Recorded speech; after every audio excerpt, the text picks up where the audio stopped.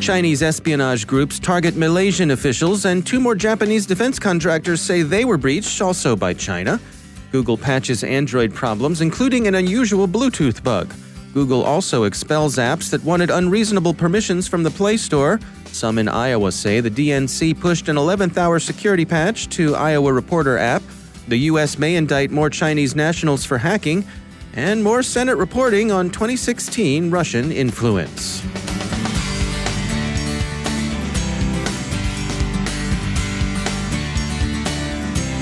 And now, a word from our sponsor, Observit, a Proofpoint company. The greatest threat to businesses today isn't the outsider trying to get in, it's the people you trust, the ones who already have the keys. Your employees, contractors, and privileged users. 60% of online attacks are carried out by insiders. To stop these insider threats, you need to see what users are doing before an incident occurs. Observit enables security teams to detect risky user activity, investigate incidents in minutes, and effectively respond. With Observit, you know the whole story.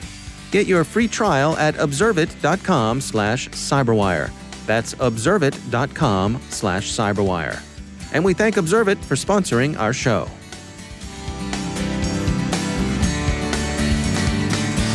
Funding for this CyberWire podcast is made possible in part by McAfee. Security fueled by insight. Intelligence lets you respond to your environment. Insights empower you to change it.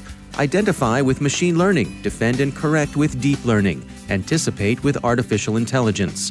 McAfee, the device-to-cloud cybersecurity company. Go to mcafee.com/insights.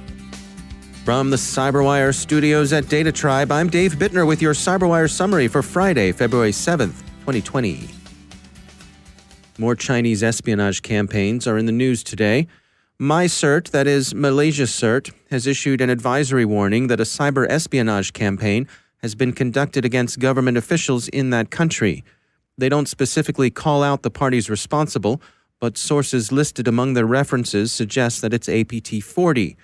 APT-40 is generally believed, as ZDNet notes, to be a group of contractors working for the Hainan Department of the Chinese Ministry of State Security. 2 more Japanese defense contractors have joined Mitsubishi Electric and NEC in making delayed disclosure that they were breached by Chinese threat actors, bleeping computer reports. Pasco Corporation was hit in May of 2018. Kobe Steel was compromised in June of 2015 and again in August 2016. Data appear to have been exfiltrated during the incidents.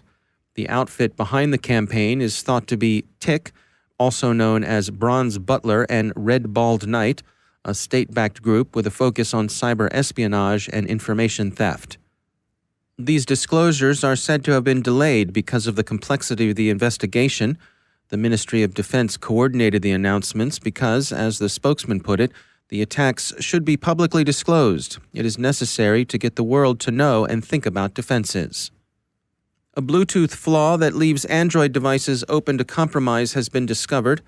It's a particularly noteworthy issue because an attacker could exploit the flaw without user interaction. The problem arises when the device has Bluetooth in discovery mode, that is, when it's looking for another device to pair with.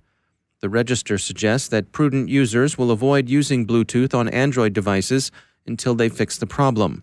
A patch is available in Android's February updates. VPN Pro, Trend Micro, and Cofense have found malicious Android apps in Google Play. Those identified by Trend Micro are interesting in that they post their own positive reviews in the Play Store, the better to attract downloads. Claiming to boost device performance, the app's sock puppets tell potential users that they work just great. The effect is amplified by their use of the same text. Great, works fast and good, accompanied by a standard 4-star rating. Looks legit.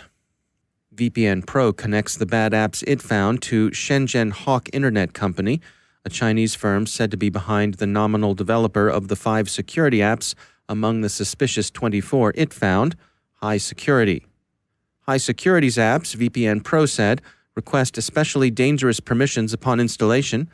What permissions count as dangerous? Well, things like access to a user's camera or the phone itself, and access to the phone would mean the app could place calls. Most of the apps can access the user's geolocation and read data kept on external storage. 14 of the 24 can collect and report details about the user's device and network. One of the apps wants to record audio on its own servers, and another one can access contacts. It's difficult to come up with legitimate reasons why an app might want to do these things, but they certainly look like the sorts of things spyware and fleeceware would wish to accomplish. Perhaps the company behind them can offer some clarification. Shenzhen Hawk, itself a subsidiary of TCL Corporation, a large and partially state-owned electronics company, told Forbes through its corporate parent that the whole thing is a misunderstanding. TCL said it takes its customers' privacy seriously and went on to explain, "We understand the actions Google has taken here in removing our applications from the Play Store, and we're actively working with them to better understand their concerns. We are also engaging an outside security partner to assist our teams in auditing each of our applications and set up ongoing auditing and monitoring to ensure we can offer the peace of mind and trust our customers expect from us." Naked Security reports that Google has yanked Shenzhen Hawk's 24 suspect apps from the store, and good riddance to them. U.S. Representative Sheila Jackson Lee, Democrat of Texas, asked FBI Director Wray at oversight hearings Wednesday if he intended to investigate the Iowa caucus, as it seemed to her the Russians may have interfered with the process. The suspicion is probably inevitable, but the representative seems to be an outlier in thinking the Russians interfered with her party's caucus. So far, there seems nothing to suggest that the problems at the caucus were rooted in anything other than a poorly designed and deployed app. There's been a fair amount of intra-party finger-pointing as the week draws to a close. The caucus tallies were completed yesterday, but amid a general mood of dissatisfaction. Tom Perez, chair of the Democratic National Committee, tweeted that he'd had enough and called upon the Iowa Democratic Party to recanvass because of problems with the ways in which the results were counted. The Iowa Party pointed out, says the Washington Post, that it's up to the candidates to request this, not the DNC, and that they'd consider such requests, but from the candidates. The state party has extended the deadline for requesting a recanvass until noon Monday. And the Des Moines Register reports that Iowa Party officials now blame a last-minute security patch the DNC demanded for the problems the Iowa reporting app experienced this week. John McCormally, a former member of the state party's Central Committee and this year a Polk County precinct chair, told the Register that, "I know people say this was a conspiracy theory, that is, the party leaders. We're trying to rig results, but I don't think that's it at all. The DNC people are the people who literally had their emails hacked by WikiLeaks for the world to see. I think they are overly paranoid about hacking and security." McCormally gave the Register a copy of a communication he received Saturday evening that directed an 11th-hour security upgrade for the Iowa reporting app. The state party would neither confirm nor deny that they were patching the app over the weekend, and the DNC itself said it had made an unnamed security vendor available to test the app, but wouldn't say whether any patching was recommended. Cyberscoop reports that the U.S. Justice Department is preparing a fresh round of indictments of Chinese nationals for crimes related to cyber and insider industrial espionage. Assistant Attorney General for National Security John Demers wouldn't say when the indictments would be forthcoming, but he did say to expect them soon. And the U.S. Senate has released the third volume of its projected 5-volume investigation of Russian attempts to interfere with the 2016 elections. Politico's account of the report says the investigators found the previous administration generally unprepared to respond and uncertain of how to do so without appearing to improperly favor one candidate. This is probably understandable given the unfamiliarity of the specific form the influence operations took and the relative novelty of the amplifying effects of social media. The administration did warn the Russians not to meddle and thought they'd induced Moscow to climb down, at least a bit, but it now appears the Russians simply nodded and blew the Americans off.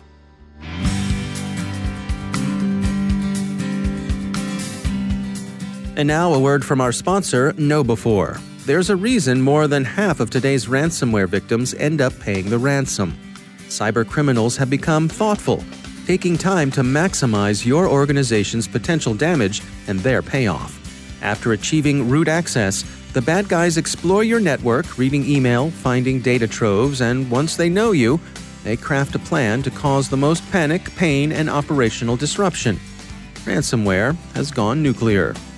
But don't panic. KnowBe4 is hosting an exclusive webinar where you can find out why data backups, even offline backups, won't save you, why ransomware isn't your real problem, and how your end users can become your best last line of defense. Go to knowbe4.com/ransom and learn more about this exclusive webinar. That's knowbe4.com/ransom, RANSOM, and we thank KnowBe4 for sponsoring our show.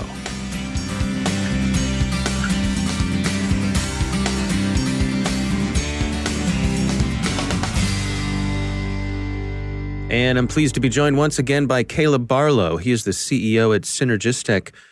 Caleb, great to have you back. I wanted to talk about hospitals and ransomware, but I wanted to come at it this time from the patient side of things. What sort of insights do you have there?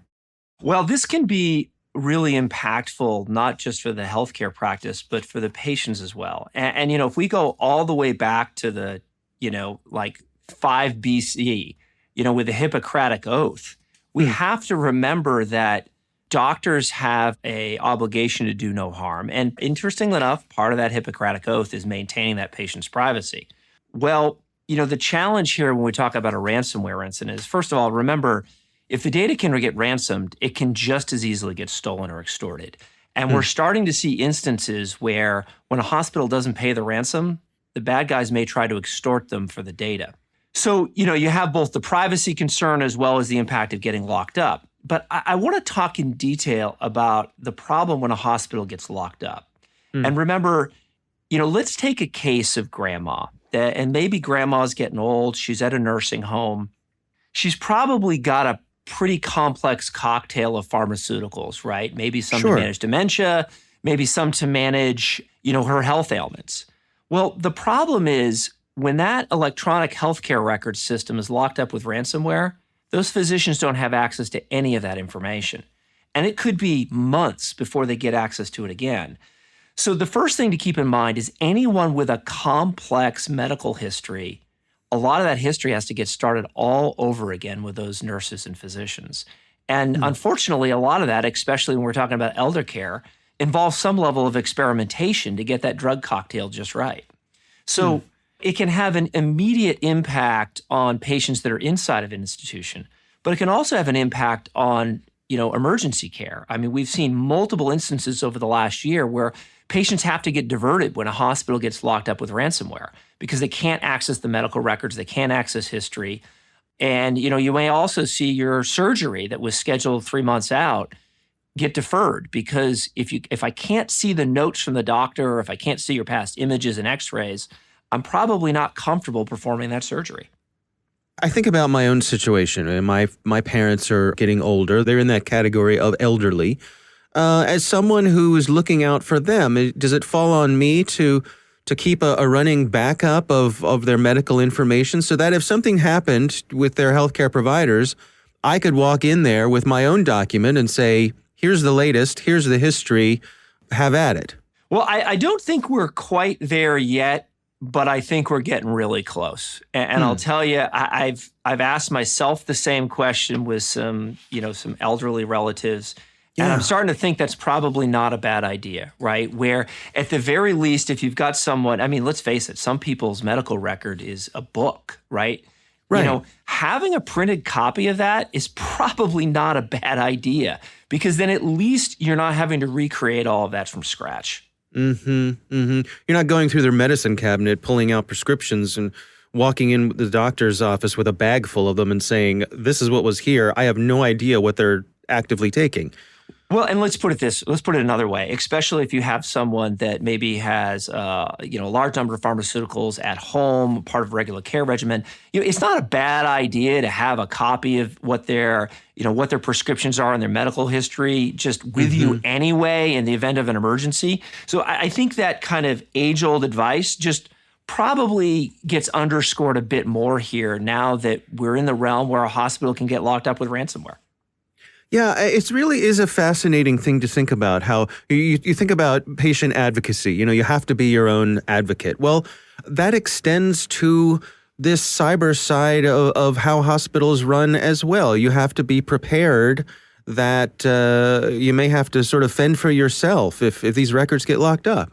That's exactly right. And we're seeing patients make changes based on this. 25% of patients have changed their provider following a data breach, right? Now, obviously a ransomware incident where a whole institution goes down is going to be even more impactful. The other thing we just need to be aware of as CISOs at hospitals start to get prepared is what happens if you have a system-wide impact. If you're using the same systems and tools, not across one hospital, but across 5 or 10 in a region, then the potential impact becomes far more devastating. All right. Well, it's good stuff to think about. Caleb Barlow, thanks for joining us. And now, a word from our sponsor, LastPass. LastPass is an award-winning security solution that helps millions of individuals and over 61,000 organizations navigate their online lives easily and securely. Businesses can maximize productivity while still maintaining effortless, strong security with LastPass. Each entry point in your organization can compromise your business's security. LastPass Identity can minimize risk and give your IT team a breakthrough integrated single sign-on, password management, and multi-factor authentication. LastPass Identity enables you to manage and control user access for all access points in your organization. Add an additional layer of security to every single login through multi-factor authentication. Securely authenticate into your work using biometrics such as fingerprint or face. Deliver a passwordless login experience for your employees while securing every password in use through enterprise password management, and gain an integrated view across all access and authentication tasks to know which employees are accessing what, when, and where. To learn more, visit LastPass.com. That's LastPass.com. And we thank LastPass for sponsoring our show.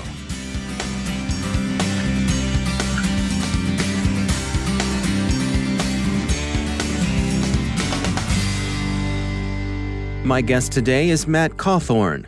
He's Vice President of Cybersecurity Engineering at ExtraHop. He joins us with insights on the leading big cloud platforms and perspective on their similarities and differences when it comes to securing your data. If you were to consider, say, AWS versus an Azure, if you've got operational practices that are conducive to the Microsoft stack and Microsoft services like Active Directory, Office 365, and that whole application ecosystem, it might make a lot of sense for you to deploy there in Azure. Comparatively, in the GCP sense, we see lots of retail there, frankly, because of competitive concerns with the big player. So we see lots of retail in GCP, and we also see lots of DevOpsy, agile, container-centric folks deploying there as well. So from a raw functionality perspective, they're very, very similar to one another at the end of the day.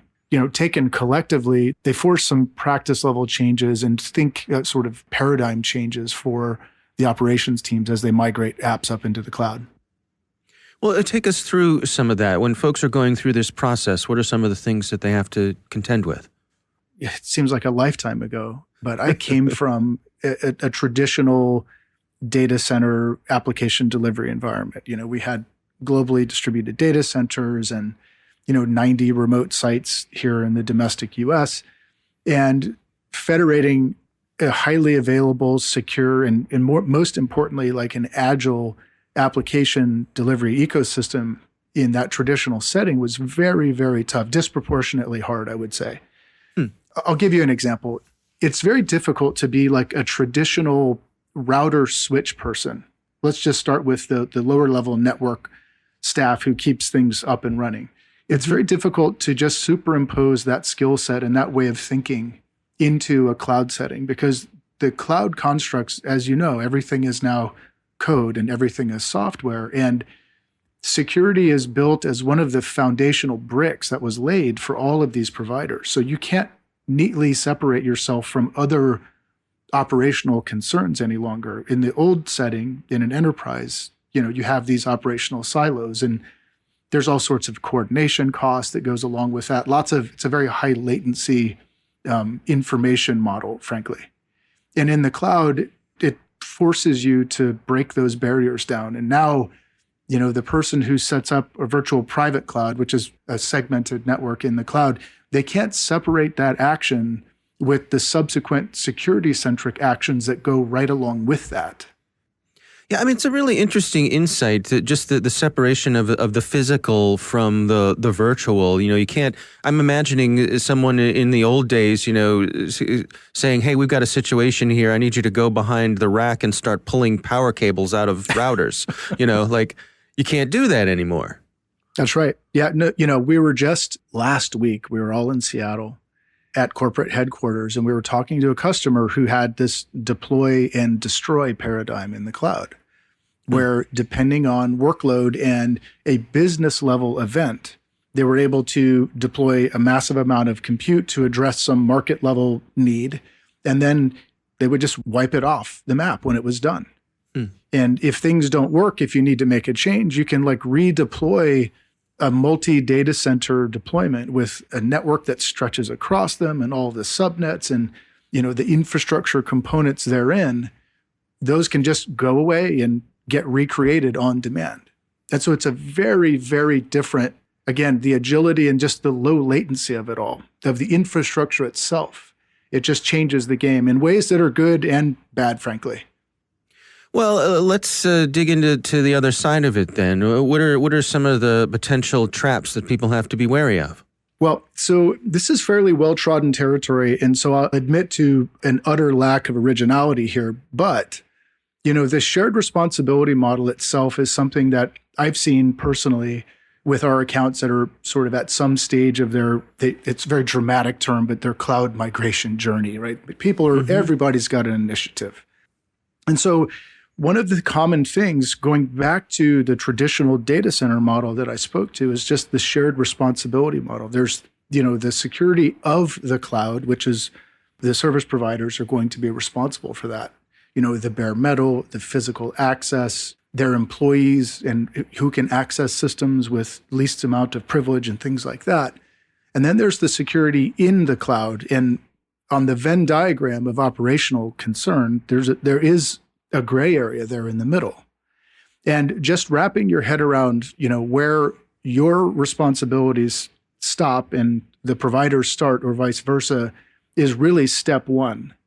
Are there common things that you see? The folks who are doing this well, the folks who are running in a sophisticated and mature way, are there things that they have in common with each other? Yes, absolutely. The number 1, 2, and 3 thing is automation and standard configs. One of the beautiful things about the cloud, in my opinion, is that there are very well understood and battle-tested design patterns that go along with very many or even most infrastructures or architectural designs. In AWS, and they've all got their flavor of this, but in AWS terms, it's the well-architected framework. They've got these design patterns that they themselves embrace, as well as, the customers over the years have learned these lessons and they're very forthright about, sharing that with the community. It's very, very difficult to achieve that in a traditional data center setting. But in the cloud, it's just there. So the automation capabilities from a configuration and change management perspective, security incident management or incident response perspective, the game just is completely, completely different in a very good way. And so the folks that embrace these new models of getting operational things done in a compliant, secure, and agile way, they end up ahead of the curve. Recently, all of the cloud providers, the big 3, have announced either early access or have launched in generally available terms, native packet mirroring from their virtual switches. And for vendors like us, this is a huge development because one of the last mile components of the visibility triad, which is logs, endpoint, and network, the last one for the cloud is the network. And now it's this great enabler for network detection and incident response from the perspective of the network fabric itself. That's Matt Cauthorn from ExtraHop.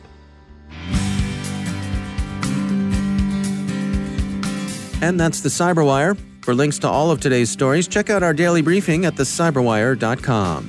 Thanks to all of our sponsors for making the CyberWire possible. especially our supporting sponsor, Observit, a Proofpoint company and a leading insider threat management platform. Learn more at observit.com. The CyberWire podcast is proudly produced in Maryland out of the startup studios of Data Tribe, where they're co-building the next generation of cybersecurity teams and technologies. Our amazing CyberWire team is Elliot Peltzman, Peru Prakash, Stefan Vaziri, Kelsey Bond, Tim Nodar, Joe Kerrigan, Harold Terrio, Ben Yellen, Nick Valecki, Bennett Moe, Chris Russell, John Petrick, Jennifer Iben, Peter Kilpie, and I'm Dave Bittner. Thanks for listening. Have a good weekend. See you next week.